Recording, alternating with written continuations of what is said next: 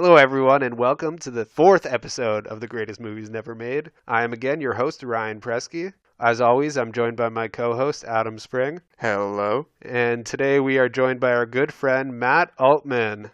Thanks for having me, friends. Excited to be here. We've known each other for a long time. We used to go to school together. We went to camp together for a while. And he's a little modest about himself, but he is the reigning king of fantasy football. This is fact. Yeah, hands down, there's no one in our league that was even close to being as good as him. Should have been me. 100%. And we can all agree on that. Yeah, so he's going to be joining us today. We're going to be talking a little bit about Spider-Man. Spider-Man. I think you got that one wrong. Are you sure? Almost certain that's Batman there, friend. Oh, yeah. So, yeah, we're going to be talking about Spider-Man 4, Sam Raimi's failed film. But before we get into that, anything from you boys? Any big news? We had the Super Bowl. It was a very exciting game. It was the best. Glad to see the Pats with their sixth Super Bowl in 7 years or some shit. I'm just kidding. But they're, the fourth in 5 years or something like that?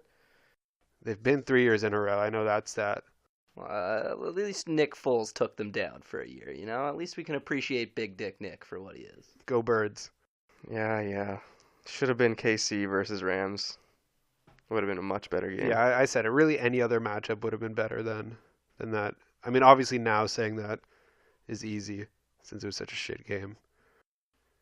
So let's jump right in and talk about Sam Raimi's Spider-Man in 2002.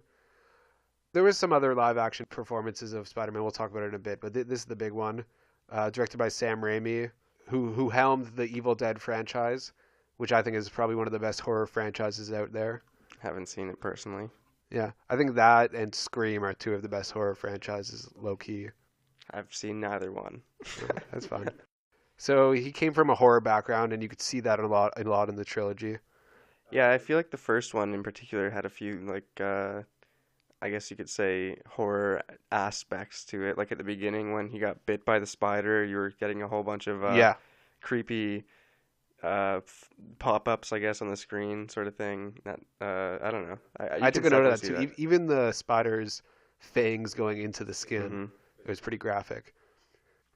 We're going to get to Spider-Man 2 in a bit, but obviously that scene with Doc Ock where he's in the operation room, that was like straight out of a horror movie. I loved that. Yeah. When he just kills all the, we don't know for sure, but I'm assuming he kills all the nurses. Oh yeah, they're all doctors.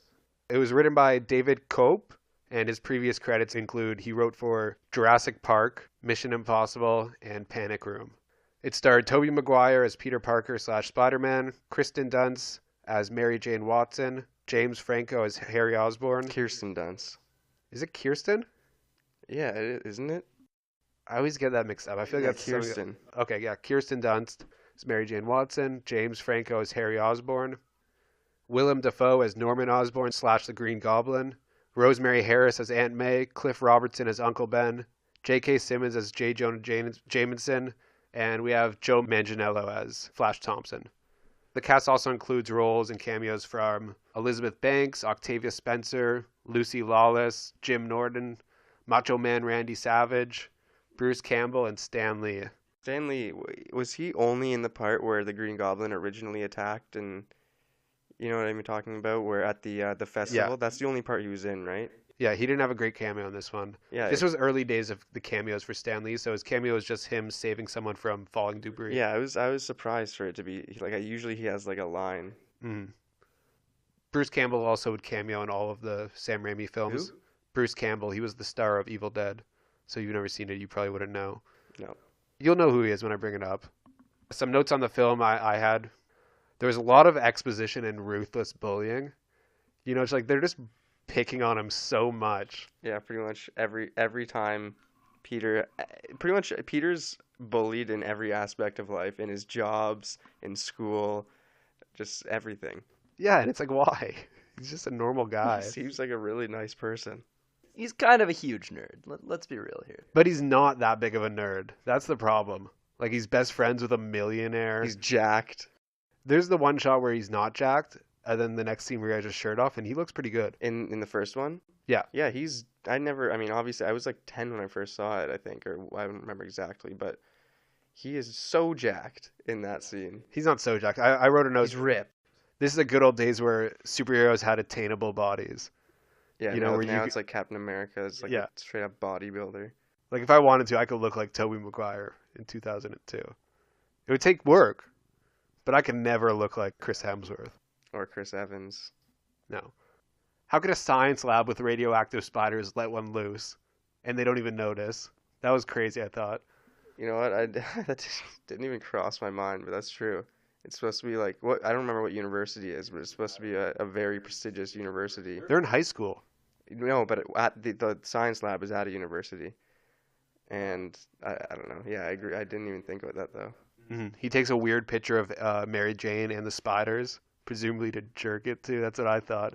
It was like super weird. He He's says like, it's for the school. It's the school. yeah, he's like, oh yeah, paper. yeah, keep posing for me in front of those He spiders. takes I a was like, lot of pictures, and he keeps saying things that is kind of weird. He keeps going, "Oh yeah, that's perfect," stuff like that. yeah, and then he watches MJ through her window, and he follows her. He just Well, follows he's not behind. exactly following. I mean, they're both going to the bus stop. Yeah, but he's weirdly walking like 5 feet away from her. Yeah, I guess so. And also, Peter's a real piece of shit to Aunt May and Uncle Ben. Well, he's supposed to be like 17 or something. Like I get, it's understandable for a teenager to not want to be lectured by his aunt and uncle. Yeah, again, he's supposed to be 17, but he looks like a... Yeah, that's the thing. Like I never realized when I was younger because he so clearly is like at least in his 20s. Yeah. How old is he there? Do you know? He was 25 when he was cast, but he looks like he's nearing 30 more than... Yeah, he's high definitely school. not a high school student. It's just so obvious. And no one in the high school is a high school student. Like, Joe Manganiello is... That was the bully, right? Yeah, he was the bully. Flash. Yeah, and he looks like a grown man, too. Kirsten Dunst doesn't look young. James Franco was about 25 to 30 at the time. Like He was definitely the youngest looking one, though, I thought. He Yeah, actually because of looked... his cheekbones, You said that earlier. for real. I mean, he maybe could have passed for high school, but yeah, definitely they were all too old for that. Yeah, I also wanted to know, how does he get the suit? Like, you have the little montage of him Yeah, creating it, but how can he sew I was it? wondering that too. You don't see like in all the other ones, they get the suit from somebody or something like that. This one, he has that shitty outfit when he's doing like the wrestling competition, and then the next time you see him, he's just in like this awesome Spider-Man suit. I mean, Amazing Spider-Man, they do a little bit of a better job showing him do a lot of research and showing that Mhm. he's smart enough to build it. The best one is Homecoming. Which obviously, yeah, That makes the most Stark. sense that Tony Stark Yeah. would build it. I don't know, I mean, to me, Tobey Maguire just looks like a guy that knows how to sew. Is that so No. crazy? He doesn't even seem that smart either. what are you talking about? He's like a science genius or something, or he's supposed to be a. The character is, but he doesn't portray it in the Oh. film. Well, I don't know. Right. I mean, I guess not. Yeah, in the film, he's kind of like doesn't really seem to care about Yeah. anything. And even in the second one, he's like failing out of university. Right? He's doing badly at the beginning.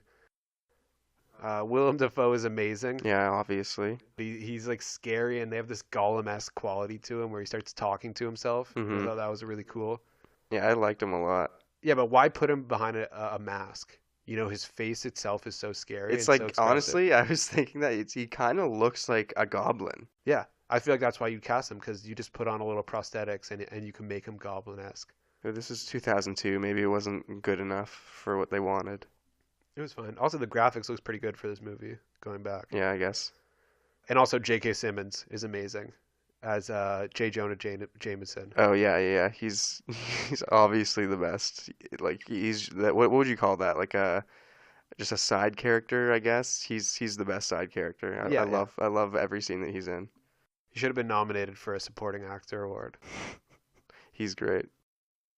I also took a note. Holy nipples! When the upside down kissing scene, Kirsten Oh Dunst's yeah, nipples going are just right through her fully shirt. out. Yeah, 100%. This was a simple time, like the early 2000s and the late 90s, where like Friends was Friends, on. yeah. Yeah, you'd You have like always see Rachel's nipples. Rachel and then Monica, Courtney Cox's I can't even character. remember it happening with her. I just Oh remember yeah, it they always would all have seasons where their nips were out. Seasons. full seasons. Yeah, full seasons.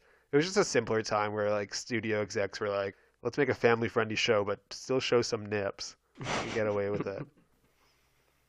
I thought there was a dope villain plan at the end. It was just like real simple but devastating and pretty complicated for Spider-Man, where he had Mary Jane and the group of kids. Oh, just the dilemma, yeah. Yeah, like who to pick. Hmm. But I thought it was fucking crazy how he chose Mary Jane over the kids. How he jumped for Mary Jane first. Well, I get it. He can What? grab the wire from the cable from the But he cable didn't car. grab the wire first. No, I'm saying he can do that after, whereas if he grabbed the wire first, then he would have to go with the wire to go grab Mary Jane. I don't know. I think you're putting a lot of No, like, think about risk it. to If those he kids. went to grab the wire from the cable car first, then he would have to be like flying across underneath the bridge to go catch Mary Jane. I don't get why he doesn't just web anytime someone's falling, just web the ground all around them. Yeah, I guess he could have webbed her actually. Yeah. I don't know. I thought it was crazy that he went for Mary Jane over a bunch of kids about to die. He loves her, and he got the job done anyways. New York comes to the rescue. Yeah, I thought that was kind of like, I mean, I liked it, but it's so Yeah. cheesy when I actually was watching it. The one guy yells, "You messed with the one of us, you messed with all of us." I feel like that would just be like the exact opposite in real life. Like people would just be like, "Oh, I'm just staying the fuck out of this." Well, the Spider-Man movies make New York look like the nicest people in the world. I will say, this was right after September 11th. That's true. This was So they was did want to 2002. portray New York all coming together, and New York was all coming together at the time. You know, Hmm. the villain kills himself in a pretty brutal manner and pretty surprisingly graphic for a superhero movie, like getting impaled by this. Yeah, the glider. So some notes on the film. That was just He doesn't basically the really film. kill himself. I mean, I guess he does, Okay, what but do you mean? he's trying to kill Spider-Man. It's kind of like Spider-Man killed him, if Yeah, anything. he doesn't like take the pill himself by choice, but he kills. It's not like Spider-Man kills him. I guess not. They try to make it like Spider-Man's never killed anyone, but to me that's like it's the same thing. He knew what he was doing. In this trilogy, he never kills anyone, No, I know. but he kills someone in the other one. I remember. Oh yeah, he kills Electro. He just murders Electro In in which- Amazing Spider-Man 2. In what? The Amazing Spider-Man 2. I haven't seen that one. Doesn't he also murder the guy that killed his uncle in The Amazing Spider-Man? As far as I can recall. In The Amazing Spider-Man. I can't remember. I just watched it today. I gotta say, The Amazing Spider-Man is really boring. It's not a bad movie, it's just boring, so I kind of forget. Some facts about the film. The film was nominated for Best Sound, losing to Chicago, and Best Visual Effects, losing to Lord of the Rings, The Two Towers. I guess that makes sense for the time. Two Towers is pretty in like an epic film. You think it should have won Best Visual Effects, but then you hear what it lost to, and it makes sense. Yeah. Hmm. Peter catching MJ's lunch tray. That was completely practical. Wait, what? Yeah, completely practical. What do you mean by that? I mean, they shot it. How many shots did it take? It took 156 takes. Like they actually did it? Is that Yeah. what you're saying? Tobey Maguire actually was able to catch them all That's insane. Yeah. It took how many takes? with 156 takes and some sticky glue type stuff. He was able to do it. That's hilarious. That's great. Tobey Maguire received a total of $26 million to appear in the 3 films. That's pretty good. Jeez. Hugh Jackman was originally set to cameo as the Wolverine. However, due to crew's inability to find the costume, the shot was cut from the final production. In the first one? In the first one in 2002. X-Men had come out a few years before, I think in 2000. And they couldn't get a good costume for him? They couldn't get his costume that he wore in the X-Men movies. Oh, So they're just like, oh, let's just scrap it. that's lame. The first movie to ever gross over $100 million opening weekend. It was the first movie to showcase the flipping Marvel logo, which we see in all the Marvel movies now. That was the first one, huh? Yeah. Christopher Columbus was offered the job of directing, but instead he turned it down, and he directed the first Harry Potter movie instead. The role was almost offered to fellow Pussy Posse member Leonardo DiCaprio. What does that mean, Pussy Posse? The Pussy Posse was a group of dudes from like the 90s, a bunch of child actors and child stars and just people of the entertainment world that would get together. They were like the bros. Was Of Tobey Hollywood. Maguire a child actor also? Yeah, he was a child actor. So the group consisted of Tobey Maguire, Leonardo DiCaprio, Kevin Connolly from Entourage, Hmm. the main guy, Lucas Haas, child actor, Harmony Korine, the director of Spring Breakers, And they're the Pussy Posse, eh? Yeah, there was a bunch more. David Blaine was a part of it. So they would just go around and they were like kind of like the douchebags of Hollywood, going to bars and like starting fights and shit. Yeah, that's interesting. So who was it? Who was the other one that was going to be offered the job? Leonardo DiCaprio was almost offered the job of Spider-Man. I don't see it. Let's jump into Spider-Man 2 in 2004. A lot of the same cast returned. Maguire, Dunst, Franco, Simmons, Harris, Defoe came back as a cameo. Cliff Robertson came back. And Elizabeth Banks. There were new roles to Alfred Molina as Dr. Otto Octavius and Dylan Baker as Dr. Kurt Connors, who in the comics later becomes the Lizard. There was cameos of Joel McHale. Wait, what? I didn't. How did I miss that? Yeah, it wasn't really a cameo. It might have just been one of his early roles. He was the banker. Oh yeah, true. I don't know how I didn't notice that. Donnell Rawlins was in it, who's Ashley Larry from The Chappelle Show. John Landis, Daniel Day Kim, Phil LaMarr, Joey Diaz, and Bruce Campbell and Stan Lee both appeared in it again. It was nominated for Best Sound Mixing. It lost to Ray. And it was nominated for Best Achievement in Sound Editing, and it lost to The Incredibles. However, it did win for Best Visual Effects at the 2005 Academy Awards.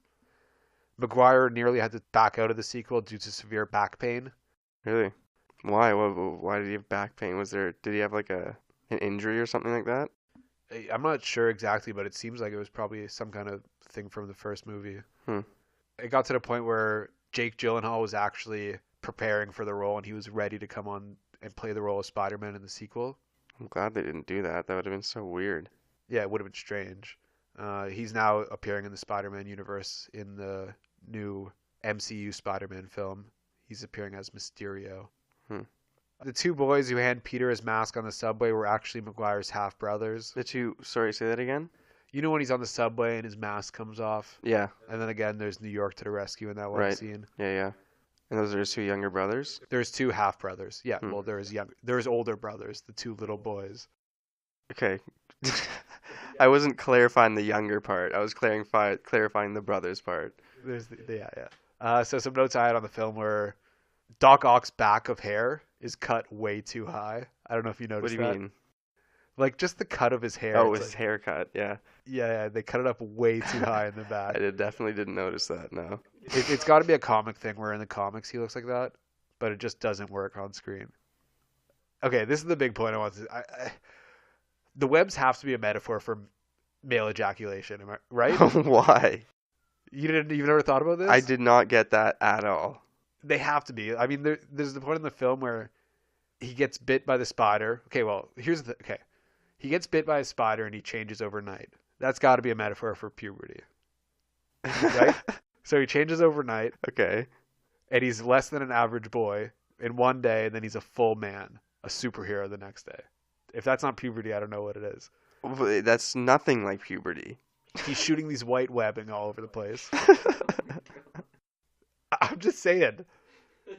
And here's the kicker. In the second one, he's unable to shoot his white webbing anymore after he sees Mary Jane kissing another man. After he gets cuckolded, he can't shoot anymore. Come on. It's got to be something. I think you're just drawing connections that are not even close to being there. No. He goes anything to say about this? Yeah, I think you're reading into it a little bit there. No. He goes to the doctor's office, the doctor's appointment at one point. He's talking like, I'm having all these issues. And you know they just couldn't say, well, sometimes when you just can't perform. He can't perform. That's what's happening. He's unable to perform as Spider-Man because he feels inferior to another man.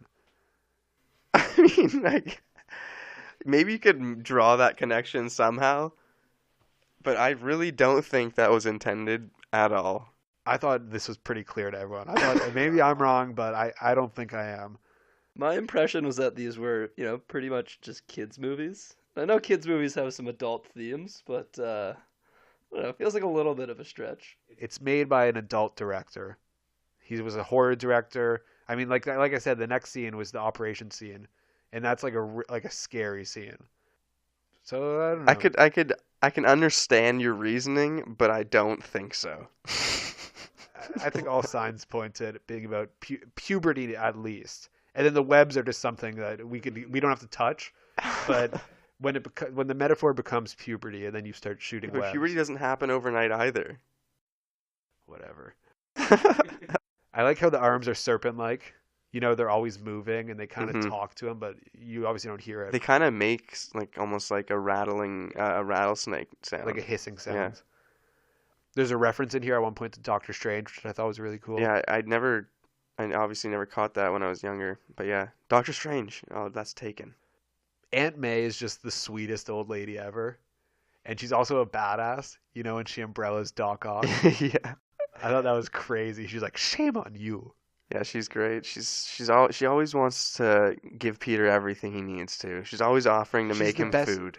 That's what I noticed. I took a note of that too. She's always offering to make him food, and we never see Tobey Maguire eat. He always says no. Yeah, he always turns it down. I wanted to see him like, okay, here's what I want for Spider-Man. I want it to be like The Fly, you know, like Jeff Goldblum's The Fly, where he literally starts to turn into a spider. You know, it's like gross and grotesque. Like his Grows body, extra limbs. yeah, he starts growing like 6 more arms, and like you see them like coming out of his body. He gets like hair everywhere, and he gets like a bunch of eyes, like, and just scary. That's what I've always wanted to see with the Spider-Man movie. I don't think that would draw many people in. I mean, not if you're basing it on the comic books. I swear, there's a comic run where he legitimately People probably just turns get into pissed a- off. I'm not 100% because I don't read the comics, but I do watch a lot of the animated series, and I remember an animated series where he literally turns into a spider. So I Really? think it's in the comics somewhere. The Six Arms Saga. Is this for Spider-Man? Yeah. So there is a comic book series where he's turns into a spider. Well, we're not sure yet. It doesn't. We haven't actually gotten to that. We'll get to that. We can We're jump back reading. to it if you see anything. He does, in fact, gain 6 arms and starts becoming spider-like. So there you go. So I guess so. People maybe wouldn't get pissed then. I think they would because it's probably just one There's issue like of one a issue, comic, yeah. but it's something I want to see so bad. Also, Aunt May, I mean, she's thrown around by Doc Ock and Spider-Man, and she's an old Yeah, lady. she's not as brittle as she looks. No, she should be broken. That's what I was thinking. Yeah, It's like no, Spider-Man no, lays her down, and she's just fine. there's no way she wouldn't have like a broken hip or something. Yeah. Again, I said New York comes to the rescue, but this time Joey Diaz is with them, and the villain again kills himself. So that's 2 times in this trilogy.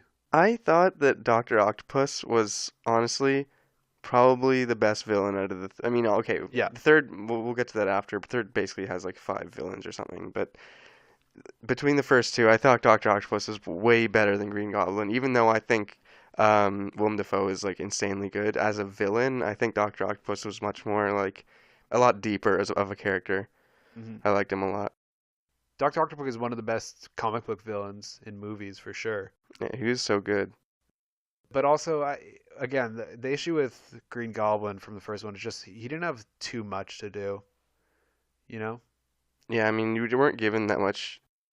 Not that you were given that much backstory on Doctor Octopus necessarily, but with I can't even remember his first name, Harry's dad, and what did they even say? Norman. He's Norman, right? Norman Osborn. Yeah. All you really know is that his business is they're trying to kick him out of the business and that he wants revenge. Yeah. Whereas at least in the second one, you kind of know that Doctor Octopus has kind of a passion for science and wants to improve the world. Essentially, at least that's how it started. And there's just a lot more emotion. I feel like more relatable things. Mm-hmm. Mm-hmm. So far, Spider-Man 1 and Spider-Man 2, really good superhero movies. Hmm. Like even going back, they still hold up. They don't hold up as much as they did for sure, but I mean they still. Still really liked it. Tobey Yeah. Maguire's great. Tobey Maguire's really good. He is too old for the role, but put that aside, Mhm. he's pretty good. So now let's get into Spider-Man 3, and this is where the franchise takes a little bit of a dive. So this was in 2007. I would call that a pretty deep dive right there, but you know, it was watchable, I guess. I'm going to say something controversial. I always hated this movie. Then when I rewatched it, I actually had fun. I think it's a good, bad movie. I mean, it's enjoyable because I like the characters, like the main characters, And I like Sam Raimi's vision of Spider-Man. Yeah, I do like I just like the Spider-Man in general, that whole universe. But there's Venom, there's Sandman, there's Green Goblin number two, which is Harry. Yeah, yeah. Um, There's a lot of bad things like in the there's too movie. many villains. It's just there's too much going on with it. It wasn't good. Hmm. Yeah, I think the best description I've heard of it is it feels like a Spider-Man video game where it's just all cutscenes, no actual playing, just jumping from villain to villain, kind of sporadically. Yeah, well, the studio wanted Venom in it really bad, and Sam Raimi didn't want him in it, but they pushed him in. So that's why Venom's really rushed. Like you don't get Venom until the last 25 minutes of the movie. But I actually kind of like like if it was just Sandman, I would have liked to see that. Yeah, I thought Sandman was a cool. I mean, he's a cool villain. The concept is really cool. And I would have liked to seen a good Hobgoblin or whatever they call him, Goblin Jr. But it's just they didn't execute it good with James Franco. Hmm. They were building on it for so long with the first two movies, then it just When they fight each other too, it's like they're not even using their powers. It's just like it's like a fist fight. he's air skateboarding. I wanted to see. I would want to see like an actual Spider-Man versus Green Goblin fight, and not Yeah. just fist fighting. Oh yeah, he's fighting this guy who wants to kill him, and he's worried about a ring. It's like, dude, get Yeah. your. He's like going for the ring. It's like, yo, block yourself. Get this guy out of here. So a lot of the faces return. Maguire, Dunst, Franco. This time, obviously, like I said, he plays the Hobgoblin. Harris, Robertson, Simmons, Elizabeth Banks, and Dylan Barker returns. There's new roles to Bryce Dallas Howard, who is introduced as Gwen Stacy. So the first time we see her. Topher Grace as Eddie Brock / Venom. I like Topher Grace a lot, even though I like him, but not in this. yeah, it's not a great role. Yeah, he did not fit the character. Thomas Hayden Church as Flint Marko, aka the Sandman, and James Cromwell as Captain Stacy. Bryce performed her own stunts on the crane accident scene, unaware at the time that she was pregnant. Really? Huh? Jeez, I hope the baby was all right. I'm sure Well, it I don't know. I was. think she must be born by now. Yeah, well, that's why I said was. This was Cliff Robertson's final film before his death on September 10th, 2011, at the age of 88. Uncle Ben. Oh, wait. Cliff Robertson was he just came back for like a one quick flashback or dream. Oh yeah, I guess that's what it must have been, just a flashback. Sam Raimi is the first director to helm all 3 installments in a superhero franchise. This was at the time, obviously. Bryan Singer and Tim Burton and Joel Schumacher only directed 2 of the 3 films from their franchise, so X-Men and Batman. Alicia Cuthbert and Scarlett Johansson were both considered for the role of Gwen Stacy. And Topher Grace left that 70s show to star in this film. Really? Is that why it ended? Well, no, he left. I remember I was watching at the time. He left, and then it continued for. Like one season or something? It might have been even 2 seasons without him. Hmm. It wasn't as good. But that's probably why it ended. I'm assuming he was gone and it stopped being as good. It was going on for a while too. It was probably nearing its end, Hmm. anyways. I actually don't. I don't hate the decision as much because it was in like its 6th or 7th season. At that point in a sitcom show, you're like, okay, I've had enough. And if you're getting roles, you might as well get out. And that kind of sitcom too, where they're all supposed to be high school kids. Eventually, they're not in Yeah. high school anymore, right? Like they're becoming 25, 30 years old. As we mentioned for the first Spider-Man movie, it gets a little bit strange at a certain point. Yeah, I mean, I still like the show. I'll go revisit it, but it gets old by a few seasons. It's all the same stuff. Well, still, it's just upsetting that you leave a successful show like that to do a crappy movie. Well, I mean, this movie still made a lot of money. Yeah, it's So true. it depends how you look at it, right? So some notes I had on the film. He's still getting bullied in university. You know, he's just getting smacked around by bags and everything. It's like no one has any respect for him in university. What are the chances that the symbiote would land right by his bike? Yeah, that was stupid. I read somewhere that the original plan was for MJ's ex-fiance, the one from the second one, that's an astronaut, to Mhm. come back from a mission and bring the symbiote, Hmm. which makes more sense. That would make way more sense. Yeah. I also don't get how it knew how to perfectly replicate his suit essentially, and like take its form perfectly. I don't know. I thought the whole thing was kind of weird. I Not thought it was very. weird that it formed its own suit. Yeah. It like wasn't the same suit, just black. It Yeah. was like another suit. Well, that's kind of that's what I was getting at. how it knew how to like copy the suit perfectly. Harry should be hella dead from that clothesline. You know that fight we were talking about when he gets clothesline and just smashed with a bunch of shit? Yeah. Yeah, he definitely should have died. I actually laughed out loud when I watched that. So it's been a while since I watched the first two. Was there some reason that he didn't even have like a mark from that massive 40-foot fall or whatever and getting clotheslined by that metal pipe? Here's the thing. I don't know exactly what Green Goblin's powers were. Norman Osborn's in the first one. He took some type of serum or something, and it must have made him stronger.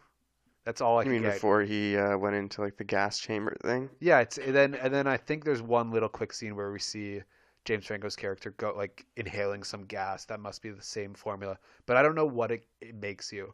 Well, I mean, you could tell right after when Norman got his powers, he was clearly Insane. enhanced though, physically. Like there was even one part where you saw his muscles through a computer screen like growing larger, and then he throws a guy right through a glass window with no problem whatsoever. Like clearly he has some sort of increased strength. Yeah, that's what I mean. He has, but I don't know what level it is. I don't know how Yeah. strong he is. Well, you also see at one point Spider-Man throw a punch and he catches it like it's nothing, whereas a normal person it would probably But he's send him also flying. wearing technology and I guess at that so. point. Why are they running this sand test in the middle of the night? In this experiment lab, and why having the police shut it down if they're chasing after this convict that Yeah. just ran into it? Yeah, they decide to run it anyways. Yeah, they didn't even consider that. That's so stupid. Yeah, and also the scene where Bryce Dallas Howard was hanging from that stunt off the building. Yeah. Topher Grace's character Eddie Brock comes and starts taking pictures of her, and he's like, "Oh, that's my girlfriend." I'm like, "You're just snapping pictures of her hanging from a building? You're not worried at all." He didn't give a shit. Yeah, there's a lot of just basically weird seeming scenes in this movie. One of them, for example, I mean, this one I actually enjoyed because it's just funny watching um, Tobey Maguire walk down the street. Oh no! Let's get to that later. We'll get Okay, to we'll talk about it later. there's some dope blonde highlights that Topher Grace has. Also, the hair dye in this movie is crazy. The what? The hair dye. James Franco's hair changes all the time. It's like one time it's really light, then it's really dark. Mhm. It's really weird. The crowd starts yelling for Gwen to kiss Spider-Man upside down, as if they've all seen that like iconic kiss. Yeah, even though that was in an alley at night. Yeah, it was in the. Did they do it in the second one? They didn't, right? No, I didn't. Okay, I didn't realize how important the kiss was until I rewatched it recently, because it is like a big symbol of their relationship. Mhm. Because she kisses the astronaut guy upside down, and she's like, "Oh, Oh, that's where it happens, right? I don't like this." Yeah. And I think that's how she knows Spider-Man, like how she fell in love with Mhm. Peter Parker, because she's like, "Oh, I'm in love with this kiss I got from Spider-Man. When I kiss you, I feel the same thing." Mhm. Okay, we can start talking about the walking scene, but first I want to say, right when the symbiote goes to Peter Parker, it gives him the power of lesbian hair. Yeah, his hair. Just okay. Hold on. I just wanted to go back to the Gwen Stacy kiss for a second. So he's literally talking to MJ moments before he does that, while he's dating her, knowing that she's watching all of this, and then just goes for it anyways. Like I was so confused. I was like, did you not think that was gonna piss her off a little bit, or? Yeah, but honestly, MJ's a real piece of shit. She's a real bitch in this movie. Yeah, I like her in the first two, but I don't like her in this one. Even in the first two, she's like always jumping from dude to dude. It's like, what do you want, MJ? Figure out what you want in life and just pick a Well, dude. she's an angsty teen, supposedly. No, that's the Amazing Spider-Man. That's when you get the angsty teen skater vibe. That's true. These teens aren't angsty. They're like more like basically adults. They're all trying to move out right away and like get jobs and stuff. I don't know. I mean, I liked her in the first two, but I do agree in the third one she was really annoying. Okay, so now let's get to Peter Parker when he gets symbioted, and he turns into the leader of a ska band. Yeah. Okay, I just don't understand why he has to dye his hair. It is darker, right? His It's hair's way darker. darker. I don't understand why he puts it down like It's so weird. He an looks emo so kid. weird. And when he's walking down the street, like trying to walk like all sexy and swagger, snapping his he's fingers. I was just like half cringing, half laughing, but it's just like why is that what the alien symbiote does. Why is that? It makes you walk like an asshole. Yeah, and at the jazz scene, it just felt like a parody. It felt like a parody scene from The Mask. You know, Jim Carrey's The Mask. Yeah. That's what it felt like a when he's like walking around like a Right. superhero, but he's just like snapping, like he's all classy. Right. Yeah. And it just did not fit. And then he goes like, "Now take out this." That was really It funny. was all very weird. And then he hits MJ. Yeah, I didn't like that. I did not like that at Crazy. all. You have your main suit, like you have one of the probably the biggest superhero in Marvel At the history. time. No, still probably Spider-Man is. You think so? Yeah, he's got to be the most popular character in Marvel. Yeah, for sure. Yeah, I fully forgot that he punched MJ in the face, and I was like, He didn't punch or her. not punch her, but like hits her. I was Yeah. literally mouth open, like he did that. Like, I was mouth open too. what? What the Wow, hell? what a piece of shit. Bad guy. Yeah, and Peter bombs Harry at one point when he's all symbioted. You know, like they're having that fight and he gets a bomb and just throws it at his best friend Harry. And that, again, surely must have killed Harry. Well, he's enhanced. He's fine. We've discussed this. He's been enhanced. Not only is he fine, James Franco, with half of his face blown off, is still way more attractive than I'll ever be in my whole life. Yeah, he's a good-looking dude. There's no denying it. It's not even that. It's what they do in these like movies now. They get like a really hot star and they're like, oh, let's make him like look horrific, but barely do anything. Like I want to see his face blown off. Like Two-Face and Yeah, Batman. exactly like Two-Face. Did you watch the new Punisher season? I've only watched a few episodes. Don't tell me. All right, well, I'm anything. not gonna tell you too much, but the main villain It's sick from, though. I It's love not it so that good. far. You don't like it? it wasn't that great. It's not as good as the first one, but the main villain from the first one, the guy that gets his face all messed up, Yeah. right? You eventually see his face.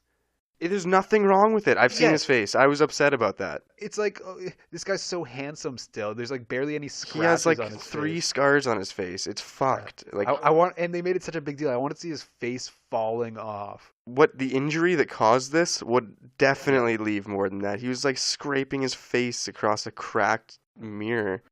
Yeah, and they made it such a big reveal. They had him wearing a mask for like 2 or 3 episodes, and then they finally take it off, and you're like, that's it? Like, really? It's like, yeah, dude, you could be in a soap opera right now. Yeah, that bothered me. So yeah, the villains in the end, I didn't like this. They have to be redeemed. Harry and the Sandman, they're both redeemed. They're good guys in the end. hmm I guess Harry is fine. I'm more okay with that one. That was a pretty emotional moment, Yeah, actually. I just love James Franco, so I accepted their what would you call it, reconciliation, I guess. Yeah. I was okay with that. I mean, also he didn't know the scenario, so it makes sense that once he understood what actually happened, that he wouldn't necessarily have any problem, or not have any problem, but not hate Peter anymore. Mm-hmm. And again, for the third and final film, the villain kills himself. Venom does. hmm there are too many villains. There are 3 villains. There can't be 3 villains in one movie. It's too much. Well, they forced Venom in the studio, and it didn't work out for them. hmm And they didn't even need Harry Osborn. I get that they were building towards it. That's like what they were building towards the whole franchise, but it would have been just a better movie if it was Sandman, and then at the end you tease Hobgoblin for the next one. Even though that wouldn't have been the next one, because we're going to get into Spider-Man 4 in a minute. However, I did want to add one thing. There's a little known fact about the Spider-Man trilogy that Raimi actually originally wanted to release the film under a different name, not using the Spider-Man character's name. He wanted to call it Crider-Man, starring What? Tobey Maguire, because this little baby is always crying throughout the whole franchise. So this is a joke you're making. Oh, is it not funny? I thought you were serious for the first whole half of it. Well, good thing it played out well. What do you mean crying? Like he's whining a lot? No, I didn't count. It got to a point where there was so much crying that I had already watched the first one, and I went back and started to like fast forward through it just to see the scenes where he's tearing up. When does he cry in the first one even? I guess when Uncle Ben dies. I took a note of how many times he cries in the total franchise. 3 films. How many times do you think Tobey Maguire cries in the franchise? I'm going to say 6. Altman, do you have a guess? I'd go like 10 to 15. We'll say 12 for the sake of having a real guess. Well, you should have gone with 15 because the answer is 15 total times he cries. Really? He cries 3 times in Spider-Man, 4 times in Spider-Man 2, and 8 times in Spider-Man 3. Does he actually cry 8 times? That's what I really noticed, that he's just always crying every time, and he has the weirdest cry face. I didn't even. I'm gonna have to just go back and find all those crying scenes because I definitely didn't pick up on that. It's crazy there's not a YouTube compilation of them because I was looking for it. Because I didn't want to have to go back and do all the research, but I had to. So I actually broke it down a little bit. So with a franchise runtime of 6 hours and 52 minutes, our lead character cries on average once every 27 minutes. That's pretty funny. I can't lie. That is a lot. That's a lot of Yeah, crying. it's strange. It's like too much. Yeah, that's probably too much crying. Toby McCrider, man. Toby McCrier. You should have told us all the information first. That would have made the joke a lot better.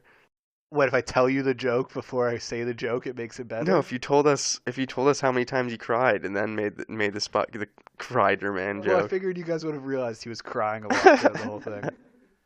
Okay, so let's jump into Spider-Man 4, which he probably would have cried a few times in again. I'm guessing just by the way the trajectory. Exponential growth. Even with critical bashing, Raimi and Sony Pictures received after the release of Spider-Man 3, there was no denying the financial benefits of the franchise and even the third one. It was still one of the more successful films of all time at the time. They were adamant on keeping the cash flow coming, so Sony set a release date for May 5th of 2011. This led to the project being rushed into development only a year after the third film in 2008. Raimi was still attached to direct, claiming that the core of the cast were going to return to the film, so most of the people that came back, obviously Dunst, Tobey Maguire Tobey and Maguire. James Franco. No, not James Franco. Oh, no? Rosemary Harris, J.K. Simmons, and probably the rest of the Daily Bugle. Yeah, oh, yeah. What am I saying? I mean, he could have returned maybe for a flashback. I totally forgot that he died. It shows how little I actually paid attention at the end of the movie. James Vanderbilt was hired in October of 2008 by Sony to write the screenplay after the studio already tried to rehire David Cope, who was the writer of the first film, who denied the offer. His prior credits include The Rundown, the Rock movie, 2003, Zodiac in 2007, and The Losers in 2010. And he got writing credits for both the Amazing Spider-Man films, so he later would go on to get credit. So basically that means whatever he wrote in this script, parts of it ended up being in the Amazing Spider-Man. Right. And I can tell you which parts I think once we get through all we know right now. Sony apparently also hired Vanderbilt to pen the script for the 5th and 6th installment, which was dismissed by Raimi, who claimed that only the 4th was in production. So that's what the directors do a lot of time, but I bet there was a 5th and 6th being worked on. Early drafts had Dylan Baker reprising his role as Dr. Kirk Collins and acting as the main villain of the film. Who's that? So Dr. Kirk Collins, in the Sam Raimi trilogy, he was Peter Parker's professor, the one-armed professor. Kirk Connors, right? Is that what I said? Kirk Connors, right? Yeah. You're saying Collins. Okay, Kirk Connors. Sorry. He was the professor in the second and third film. He was the one that hooked him up with Dr. Octavius. Yep. And he turns into the Lizard in the comic books. If you've seen The Amazing Spider-Man, same character that was used. A year later, in 2009, the script had evolved to include more villains, most likely at the request of the studio, who they love villains. You know, that's what they did with the third one too. Just put more villains in. Just to take a shot in the dark here, did they have those villains kidnapping Mary Jane for a whopping 4th time in the series? We don't know exactly what happens with Mary Jane. I have some predictions on what I think happened with Mary Jane in the script. I think she might have died at one point. Really? But I have no information. I didn't see anything from that. I just know that Bryce Dallas Howard said in an interview that her character would have been more prominently featured, Gwen Stacy, who's another love interest of Peter Parker. So I think MJ would have gone somehow, and maybe even by dying right at the beginning. Does she die in the comic books? She must die a few times in the comics. Different runs. Are you sure? She might. Yeah, she's got to have died a few times in the comic books. I think there was one issue where she died from Peter Parker's semen. Are you kidding me? No, I'm serious. Really? Yeah. That's so weird.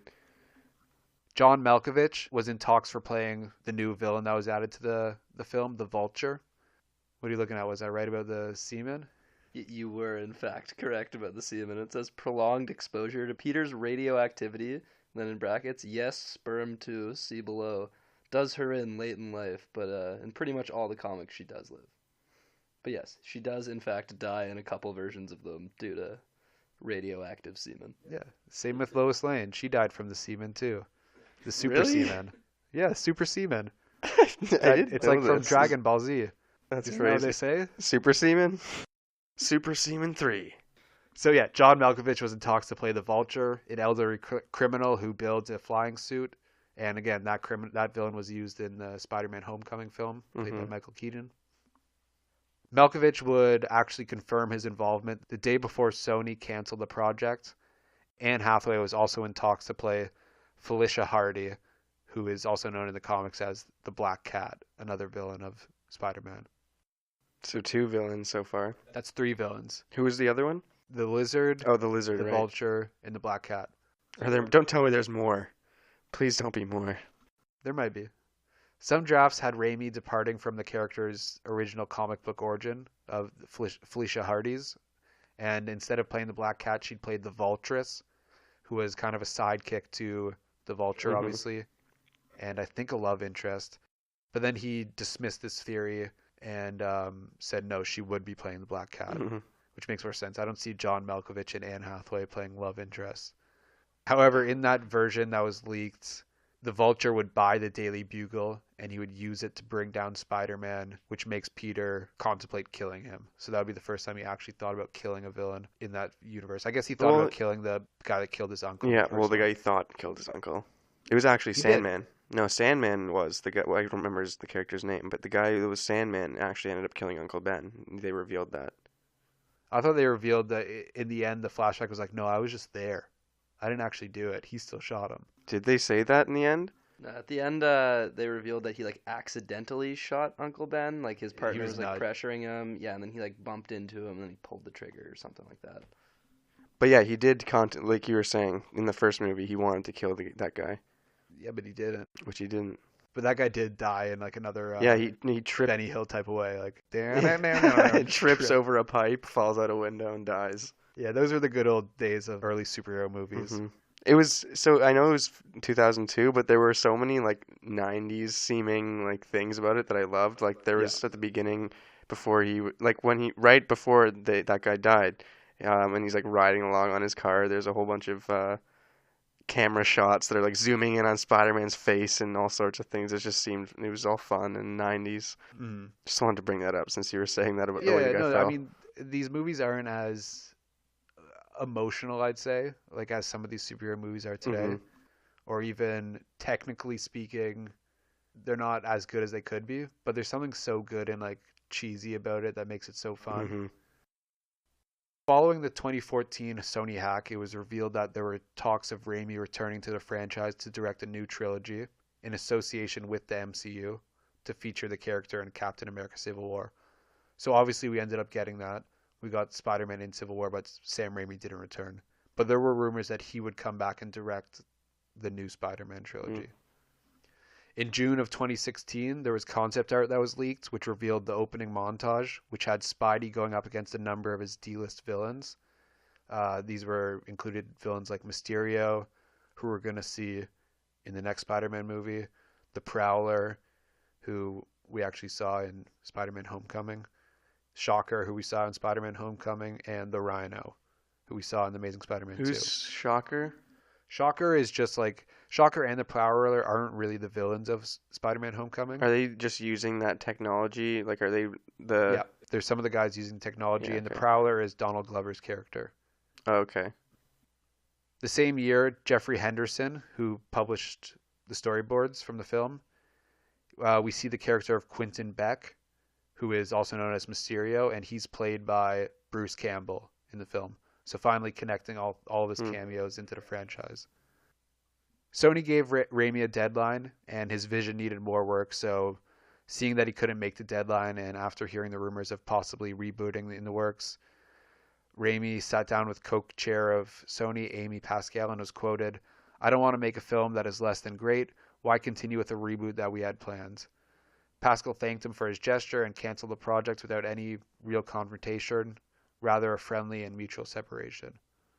Later, he would admit to regretting not being able to finish the project.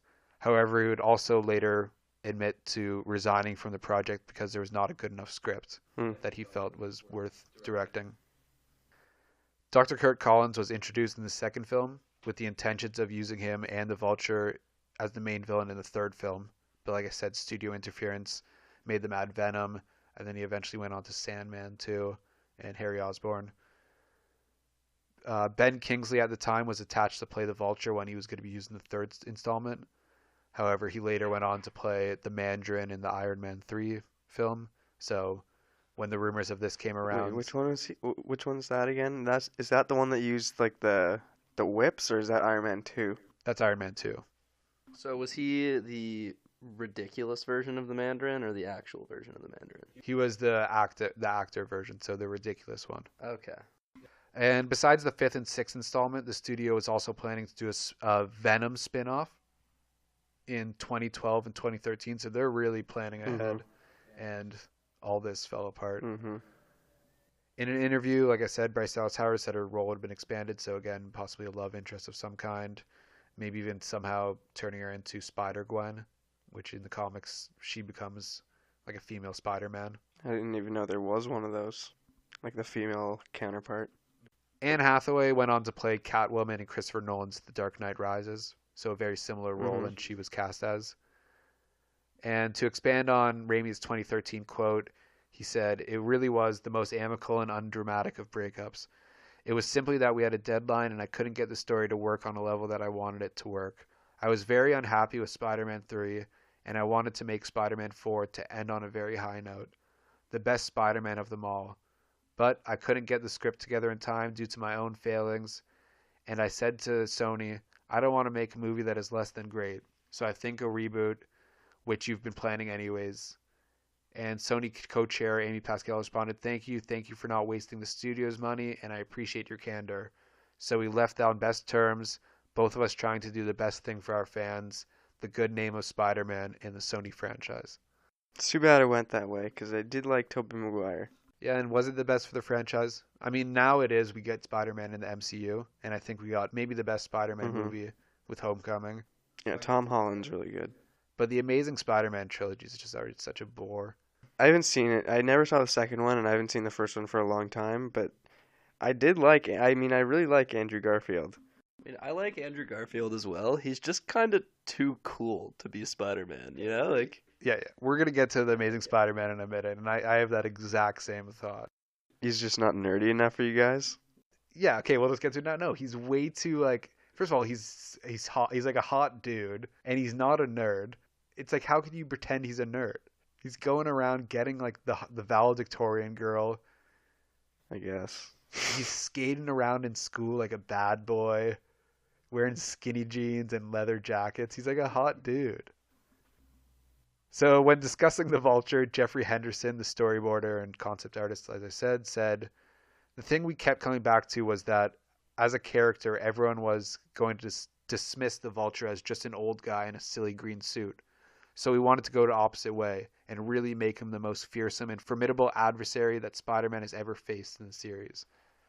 So just hyping up how like big of a villain the Vulture would have been.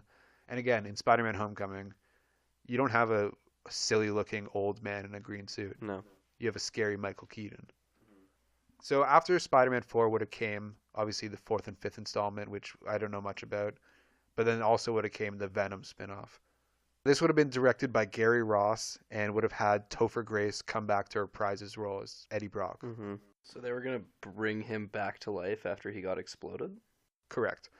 Not much. I didn't get a script on this either, so I don't know the exact story. It could have been, I guess I don't know how flashbacks or in the past would have worked because he got it throughout the whole film, but there was one thing I read where it said, oh, well, you never saw Venom die, so who knows, maybe he didn't explode into nothing when that bomb went off.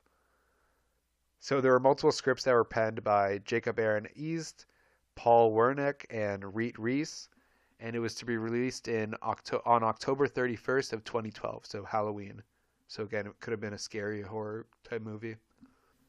Apparently, Venom would have portrayed an anti-hero, as the main villain would have been Carnage. In some sort of way, he would have been a partner to Spider-Man. Carnage would have been. When talking about the script, Gary Ross was quoted describing a scene. Imagine a symbiote traveling across a city at some point in the movie, jumping from body to body as it goes, and each person that it inhabits ends up becoming really violent and striking someone else, and then it jumps to the next person. There was a really cool sequence like that, which sounds pretty cool. It sounds like that scene from Kingsman. I was actually thinking of exactly that in the church. Not even in the church, but yeah, I guess the same thing. I was thinking of the end scene where you see like everyone on Right. beaches and everywhere, but it's the same thing. I was thinking of. It's funny that you said that because I was just thinking that. So Venom was ultimately canceled. One Spider-Man 4 was scrapped. However, a new Venom movie was considered called Venom Carnage as part of Mark Webb's Spider-Verse, but that was also canceled. But we did eventually get Venom in 2018 starring Tom Hardy.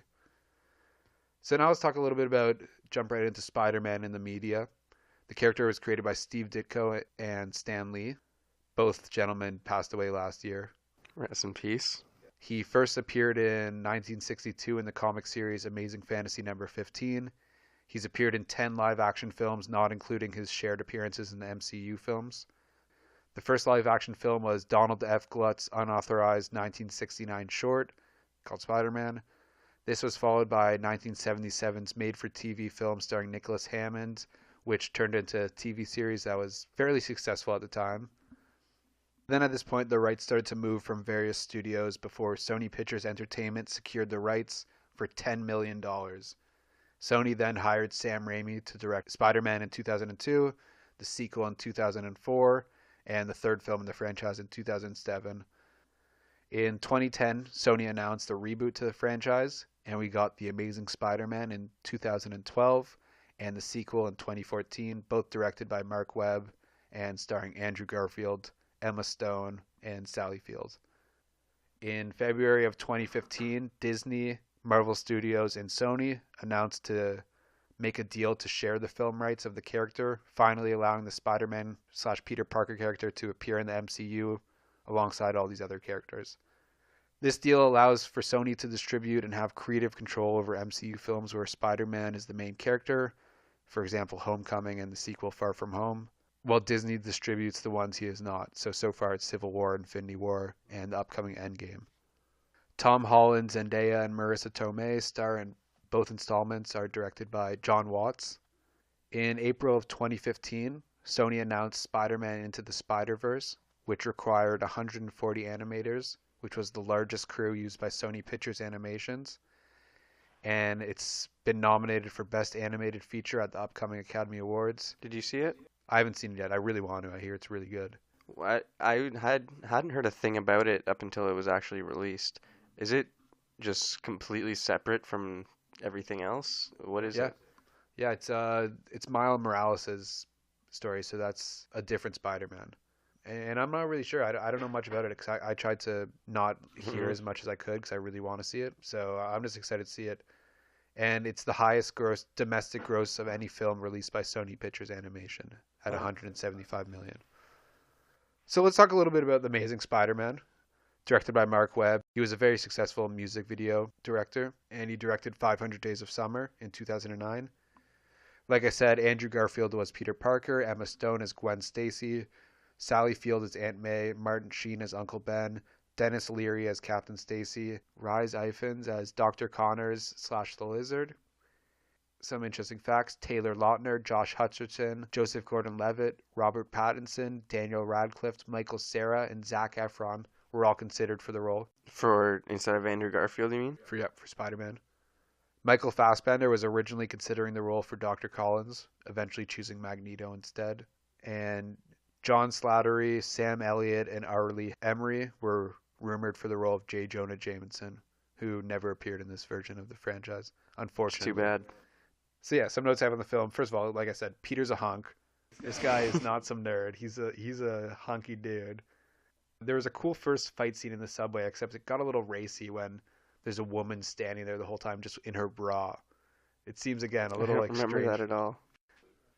He has a Mr. Miyagi moment catching the fly, which I loved. Gwen is wearing really like weirdly high boots for school. I just noticed that it's got to be a comic thing. You really notice the strangest possible things in these movies, eh?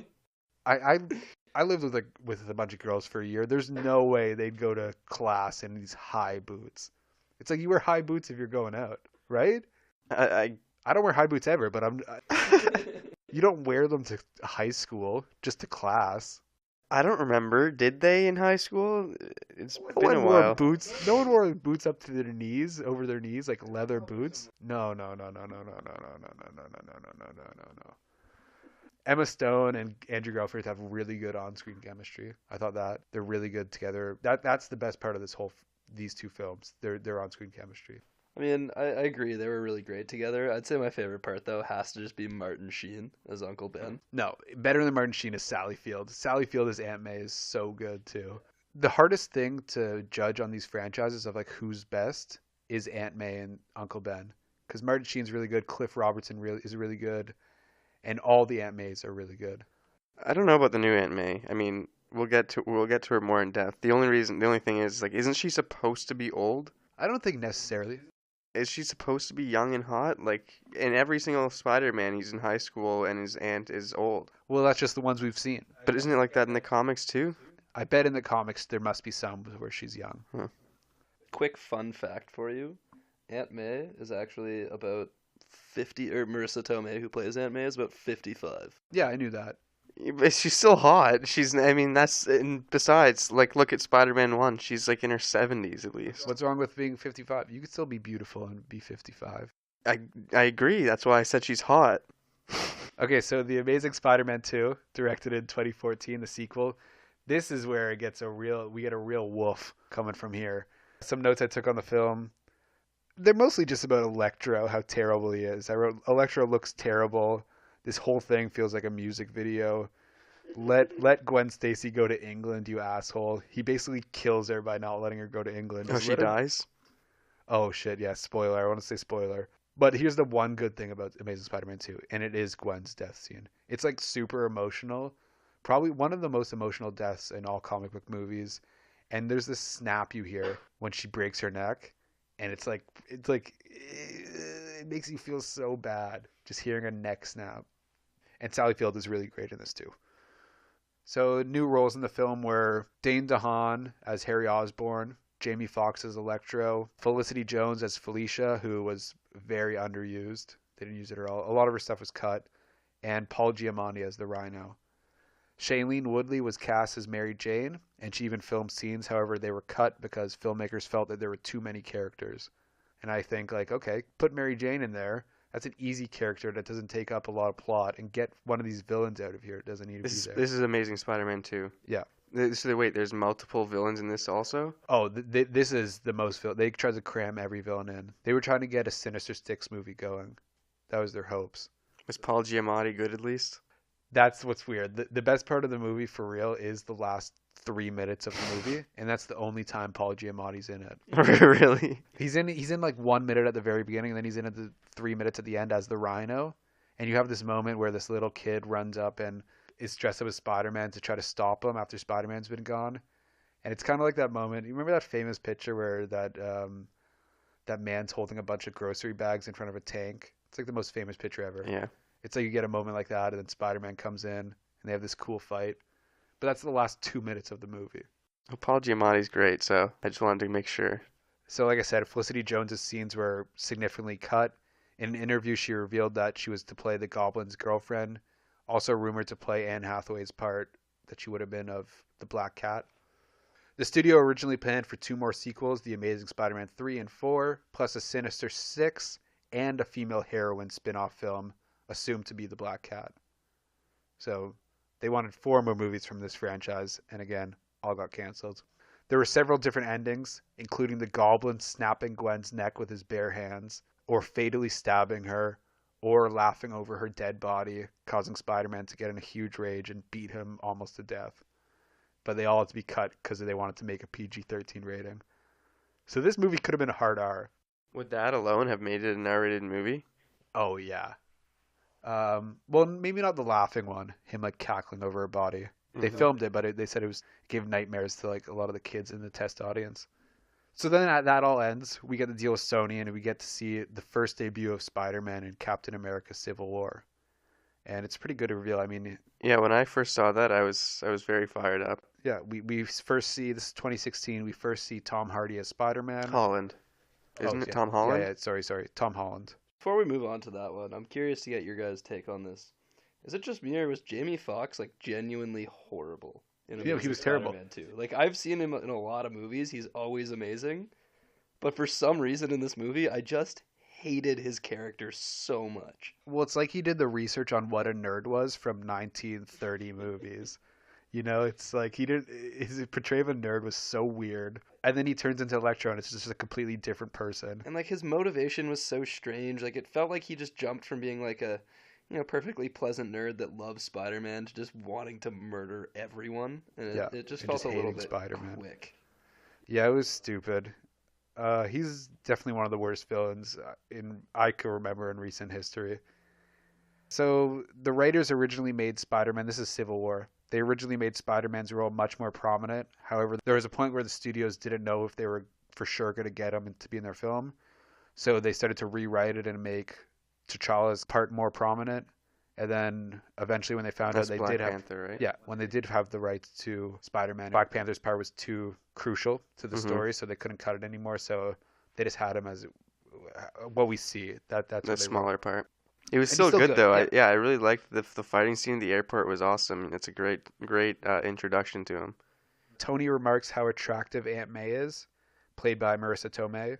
The two actors had a relationship in the 90s and have both appeared in two films together, Chaplin and Only You. Sony only agreed to let Marvel Studios use the character after the disappointing financial and critical response from the Amazing Spider-Man series, and Logan Lerman, Dylan O'Brien, and Asa Butterfield were all considered for the role of Peter Parker. I don't know who they are. You probably did if you saw them, but I mean, good thing I went to Tom Holland. He's He's great. really good. Yeah. Yeah. So then we got in He's 2017. he's not American, right? He's British, Yeah, right? he's British, but he's like the youngest one we've got so far. He's 19 Mm. when he was cast. So Spider-Man: Homecoming in 2017, his first like length film by himself, directed by John Watts, whose prior credits were again a very successful music video director, and he also directed Cop Car in 2015, and he's going to direct the sequel. It stars Tom Holland, like I said, Robert Downey Jr. as Tony Stark, Marissa Tomei, Zendaya as Michelle, who in the end of the film reveals herself to be called Mary MJ. So I don't know if it's Mary Jane, but let's just say it's MJ. Let's just say Yeah. it's Mary Jane. Tony Revolori as Flash, Jacob Batalon as Ned, Jon Favreau as Happy Hogan, and Michael Keaton as the Vulture. So some familiar faces from the MCU. Robert Downey Jr. obviously. Mhm. In Homecoming, we get Jennifer Connelly, who voices Spider-Man's computer Karen, who is the wife of Paul Bettany, who's the voice of Iron Man's Jarvis.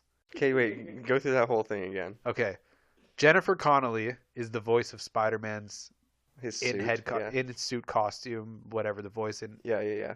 and she is the wife of Paul Bettany, who is the voice of Jarvis, Oh, okay. who I is got you. the voice inside of In- Iron Man's yeah. suit until he becomes the Vision. That's interesting. Yeah, and she also was in 2003's Hulk, so she's coming back to the Marvel Universe. Who's the star of that one again? That was Ang Lee's Hulk, so that wasn't part of the MCU. That was Okay. before the MCU was formed. Who was I that? think I Eric? did see that was that Eric one. Bana. That wasn't Edward Norton? No, that was the Eric Bana Hulk. Uh, That was the first one. Donald Glover's character Aaron Davis in the comics is the Prowler, like I said. He also mentions his nephew, who is Miles Morales. In another universe of the comics, he is Spider-Man, Miles Morales. I didn't know that. He's also the Spider-Man from Into the Spider-Verse. J.K. Simmons, who plays Joe Janet Jameson, expressed interest in returning to play the role. Conversation ceased once he was cast as Commissioner Gordon in Justice League. Yeah, bad choice. It's too bad. It's really too bad. You're fired. Sorry, I just had to. Vincent D'Onofrio showed interest in appearing as Wilson Fisk, reprising his role from the Daredevil TV series. And Matthew McConaughey also showed interest in playing Harry Osborn, who we didn't even see in the film. So he could be in a future film. Who knows? And the female newscaster on the school news is Betty Brant, who is the same character that Elizabeth Banks plays in the Raimi films. I thought wasn't Elizabeth Banks the one that worked in the Daily Bugle? Yeah, she works in the Daily Bugle, but she's an adult there. This is her as a high Oh, schooler okay, yeah, in the I got it. Homecoming ones. Yeah. So then we're going to jump into Spider-Man's next appearance, 2018 Avengers Infinity War. Features both Spider-Man, Tom Holland Spider-Man, and Jacob Batalon's Ned. Those are the two people from the Spider-Verse that appear in it. Holland was not allowed to read the script for the movie since he revealed too many spoilers for Spider-Man Homecoming. Spider-Man appears for a total of 7 minutes and 30 seconds. So not too long, but he makes a big impact on the film. Wait, he wasn't allowed to read the Infinity War. Yeah, he wasn't allowed to read the entire script. That's so funny. So big spoilers if you haven't seen Infinity War. Just skip ahead 10 seconds. Peter Parker's death took so long because his spidey senses made him realize early.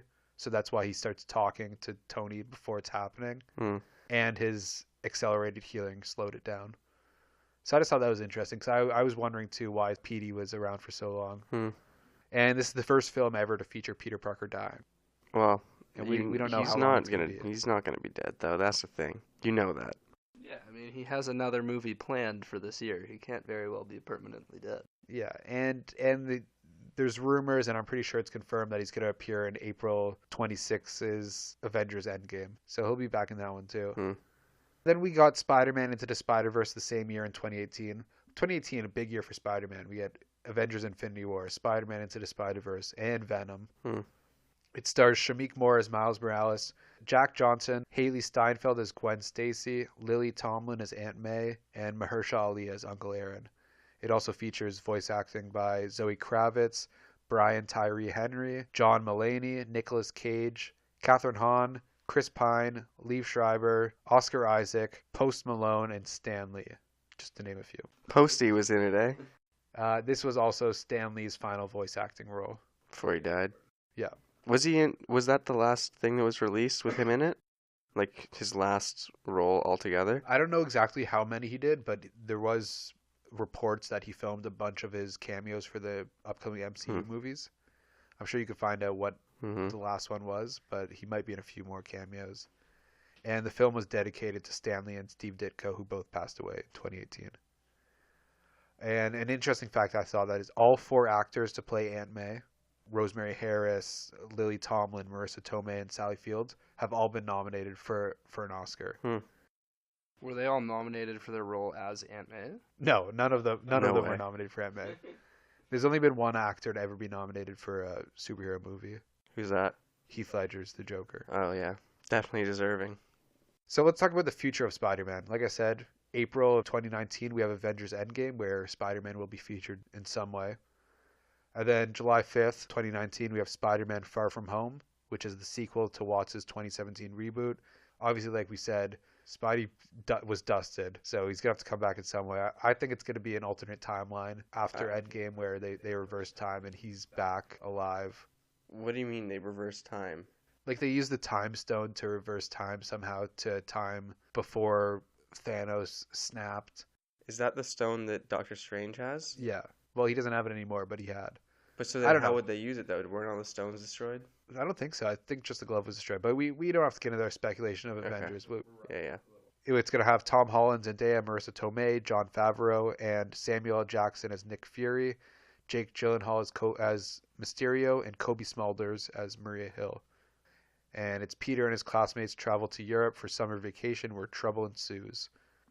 There's rumors in July of 2020 of a Morbius movie, Morbius the Living Vampire.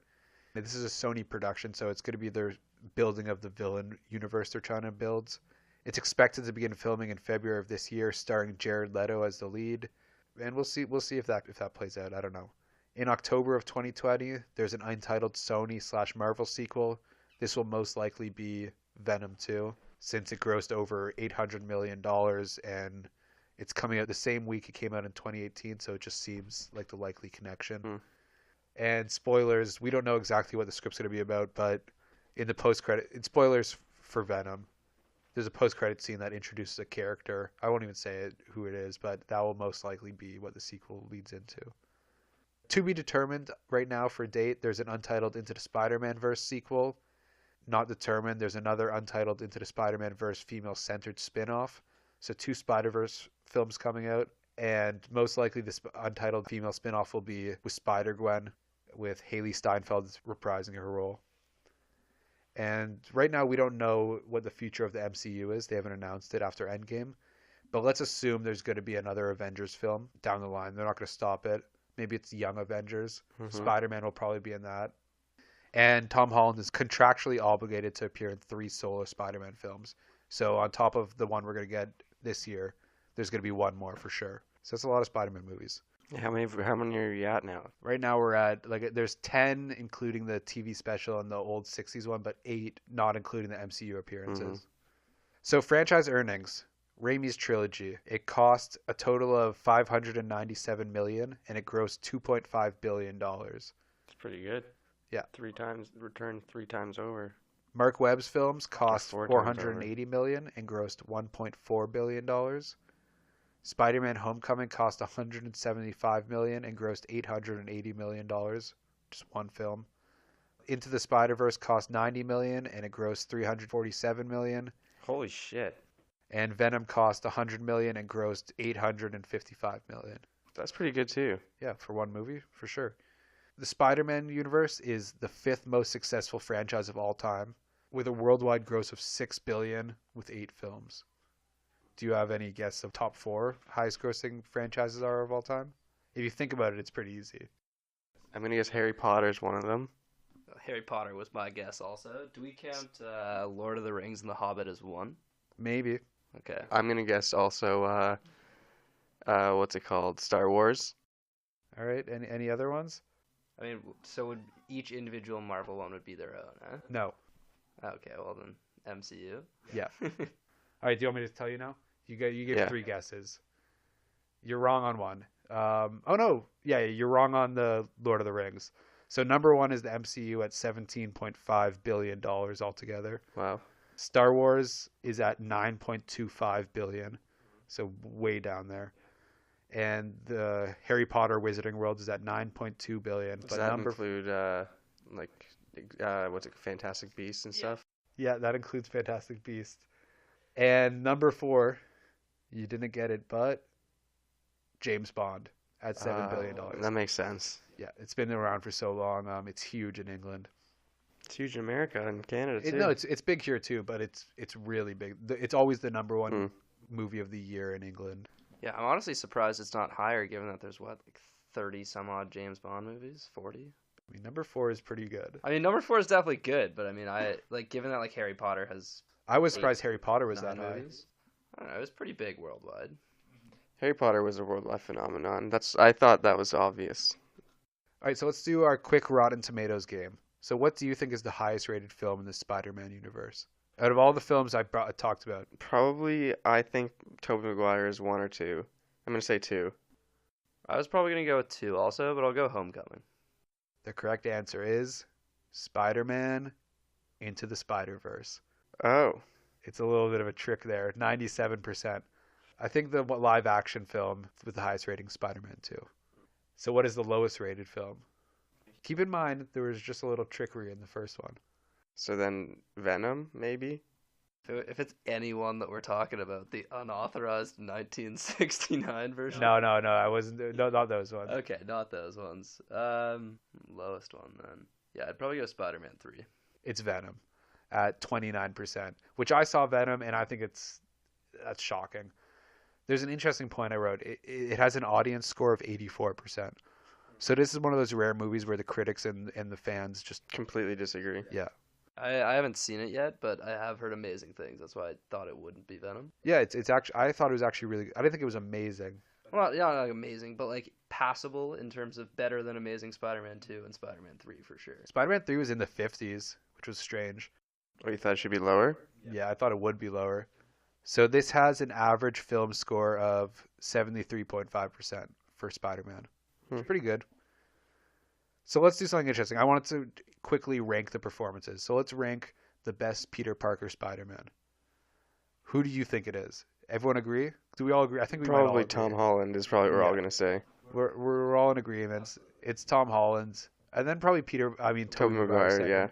I mean, Only because I, Andrew Garfield's too sexy. you guys say that. I didn't ever consider that. I like him a lot, but yeah, definitely he'd be number 3 on the list.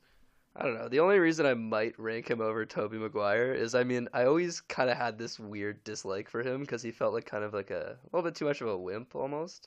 Toby? Yeah, now that you mentioned that he cried 15 times in the series, Yeah. I think that really kind of reaffirms that for me. So I honestly might put Andrew Garfield ahead of him. I like Andrew Garfield as Spider-Man. I just don't like him as Peter Parker. He's too handsome for the character.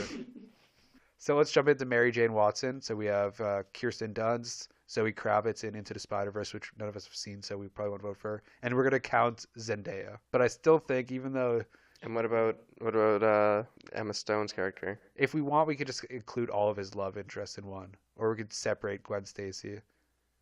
All right, let's throw in all the love interests if you want to do that. So Gwen Stacy, Emma Stone as Gwen Stacy. If we're doing that, hands down, it's Emma Stone. I liked her a lot. But I mean, I also really like Kirsten Dunst in 1 and 2. Kirsten Dunst is fine. It's just she's not really like, she's so wishy-washy.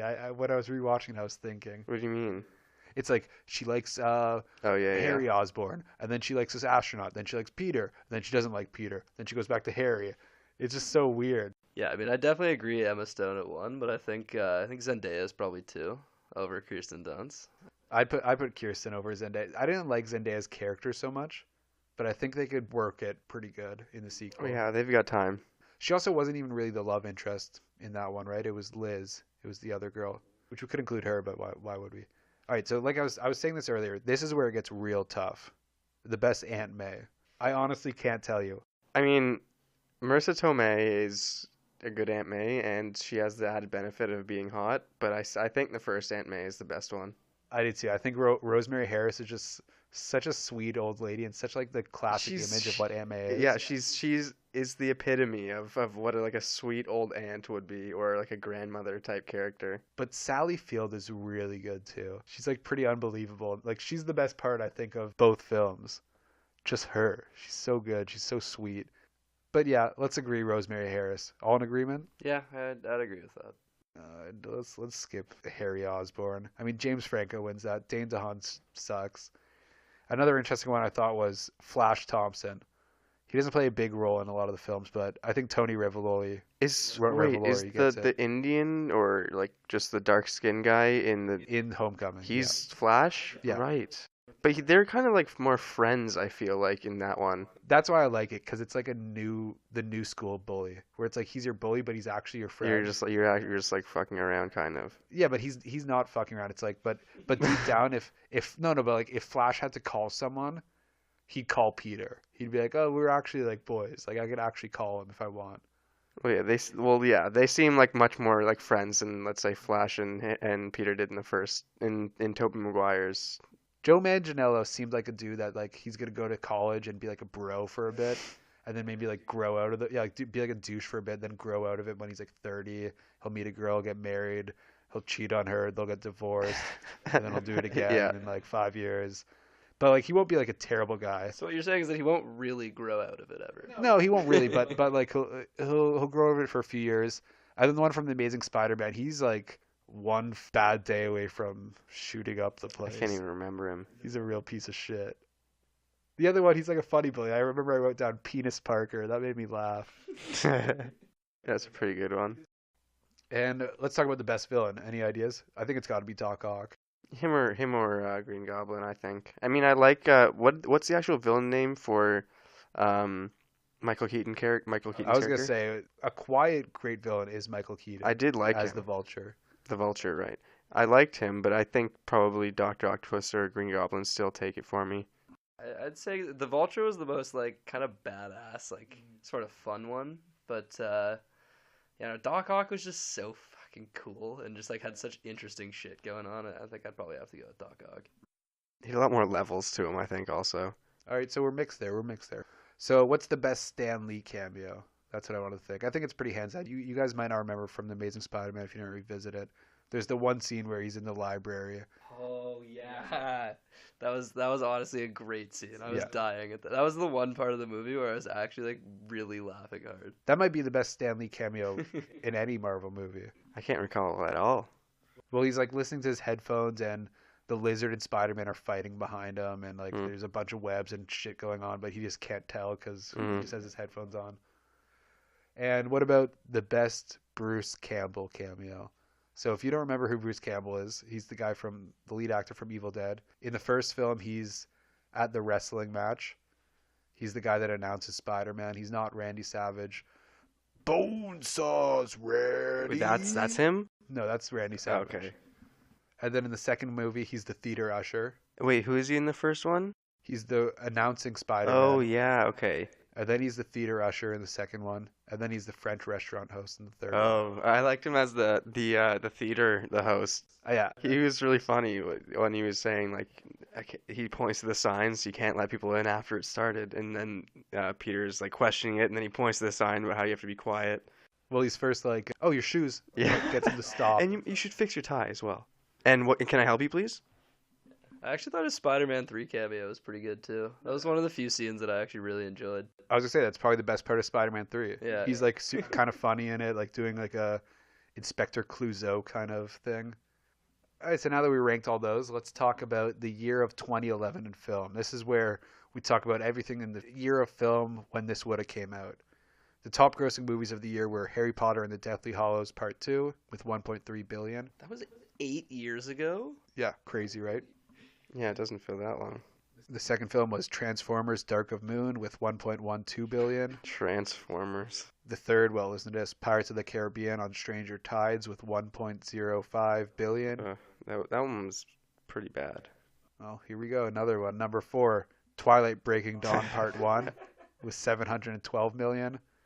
And number 5, Mission Impossible Ghost Protocol with 694. So there's a good one. I didn't watch that one. Yeah, so what you're saying is 2011 was a pretty mixed bag of movies. Yeah, well, it's interesting to also note the top 5 movies of the year were all sequels. So name the top 5 again? Harry Potter, Deathly Hallows Part 2, Transformers Dark of Moon, Pirates of the Caribbean on Stranger Tides, Twilight Breaking Dawn Part 1, and Mission Impossible Ghost Protocol. So it makes sense. People had high hopes, I guess. And Harry Potter, I mean, that one, obviously. That one crushed it. Yeah. And it was the last one. It was obviously going to crush it. This was the first year ever that 3 films grossed more than $1 billion.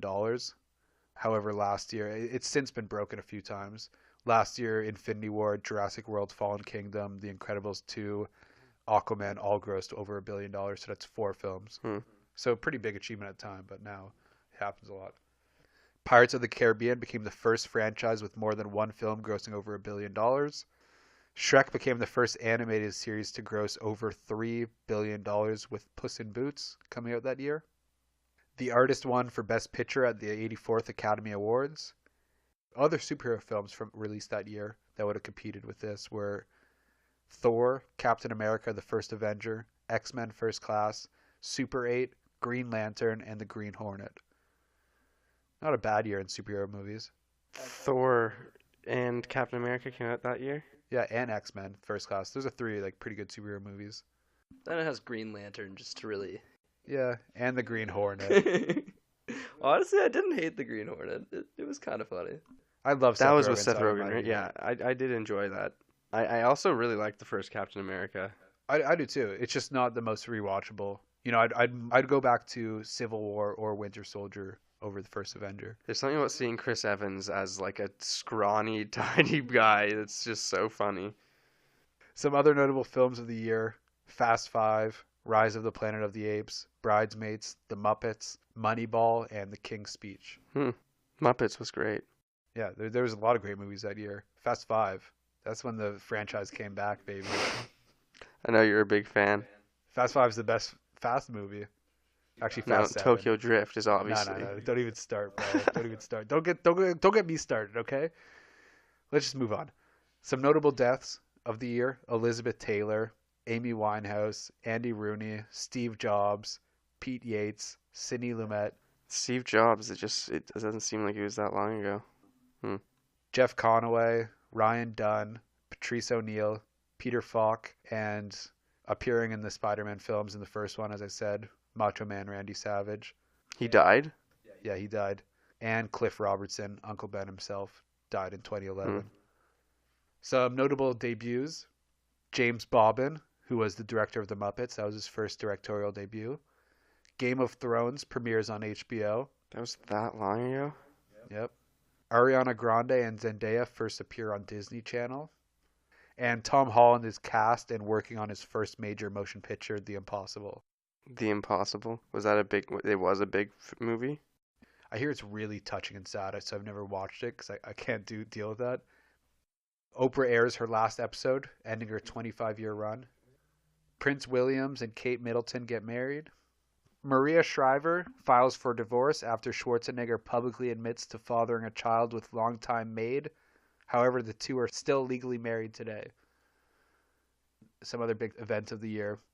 Osama bin Laden is killed. And that's what Spider-Man would have competed against. Spider-Man 4. Could it have outshined the murder of Osama bin Laden? I don't know. I doubt it. I do doubt it too. Especially after Spider-Man 3. I would have liked to see it still. Again, this is the whole point Well, of the show. I liked James Franco, even though he was dead, but I bet he would have cameoed. And I liked Tobey Maguire. I more so just want to see more J.K. Simmons. Seriously, he's so He's good. really good. Yeah, we gotta get him a spin-off movie of some sort. Well, he's still Just the Daily Bugle happenings. talking about coming back to the franchise if they ever hire him. And I wouldn't. It's sometimes it's weird, obviously, right? When they're a lot older, you mean? No, not even that they're older. If it's like you come from one franchise to another, it's never really been done, except for with, I think Alfred in the old Batman movies. He came into the newer ones with Val Kilmer. So yeah, that's the only time it's really been done. But I think he's so good, he could do it. Another name I've heard rumored was Ice Cube as J. Jonah Jameson, which I think he could be really good too. That would be funny. All right, so that was Spider-Man 4. I want to thank you all for listening. I mean, we really dived into the history of Spider-Man. I hope you enjoyed it. And from everyone here at The Greatest Movies Never Made, I want to thank my co-host, Adam Spring. And I want to thank our very special guest today, Matthew Allman. Yeah, thanks for having me, guys. Had a lot of fun. Yeah, well, it was a lot of fun having you, and hopefully we'll be back soon. Hopefully we have you back soon, and we can make things work. So if anyone has any corrections, anyone has any ideas on the next episodes we should work on, send us a tweet at NeverMadeMovies. Or an email at thegreatestmoviesnevermade. Well, at gmail.com. Thegreatestmoviesnevermade at gmail.com. That's the greatest movies ever made at gmail.com. Okay, see you guys later. Thanks. Bye.